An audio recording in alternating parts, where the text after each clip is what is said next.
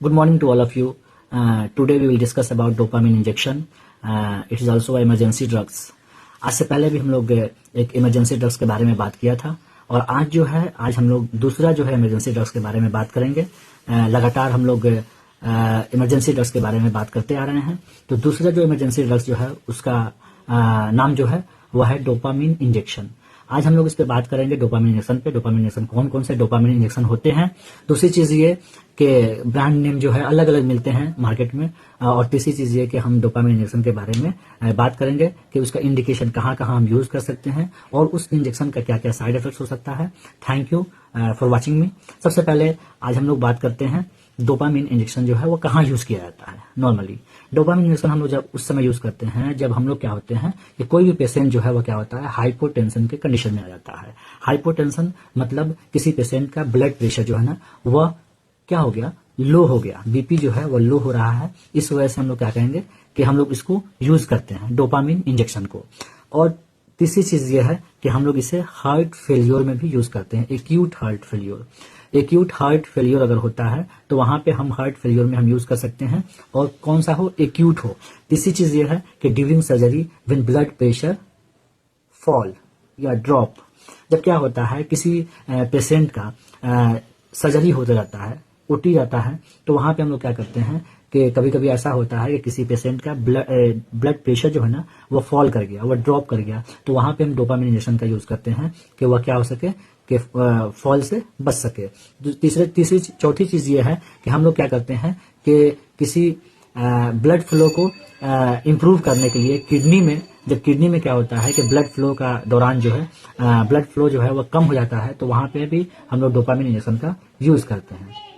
अब आते हैं कि ये बोला जाता है कि 40 mg पर ml मिलता है। ये पर ml में 40 mg डोज जो है वह अलग अलग हो सकते हैं, अलग अलग कंपनी की हो सकती है। वैसे क्या होता है कि 40 mg अगर डॉक्टर आपको प्रिस्क्राइब करता है कि 200 mg लगाना है इतने देर पे।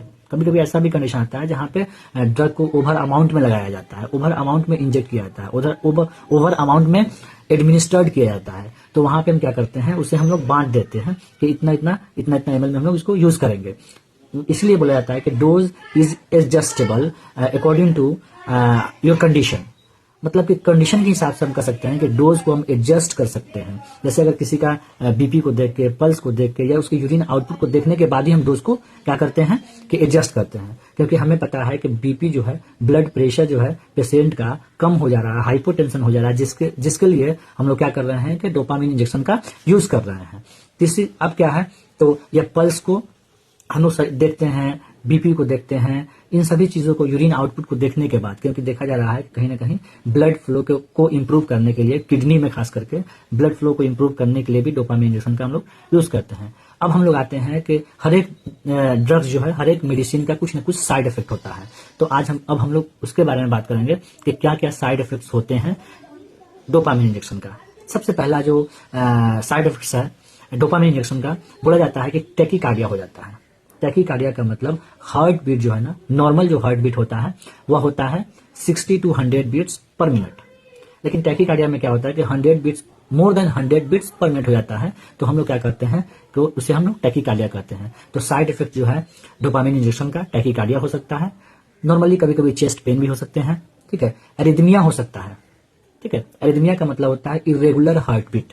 ये सब टर्मिनोलॉजी है मेडिकल के, जो खास करके जो हेल्थ केयर प्रोवाइडर होंगे, जो मेडिकल से ताल्लुक रखते होंगे, उन्हें जरूर पता होगा। तो एरिथमिया हो सकता है, मतलब इरेगुलर हार्ट बीट हो सकता है। और इसमें भी दो चीज आते हैं, एक टैकी एरिथमिया और एक ब्रैडी एरिथमिया। टैकी एरिथमिया का मतलब होता है 100 बीट पर मिनट से ज्यादा हो रहा है और उसमें डिफर हो रहा है।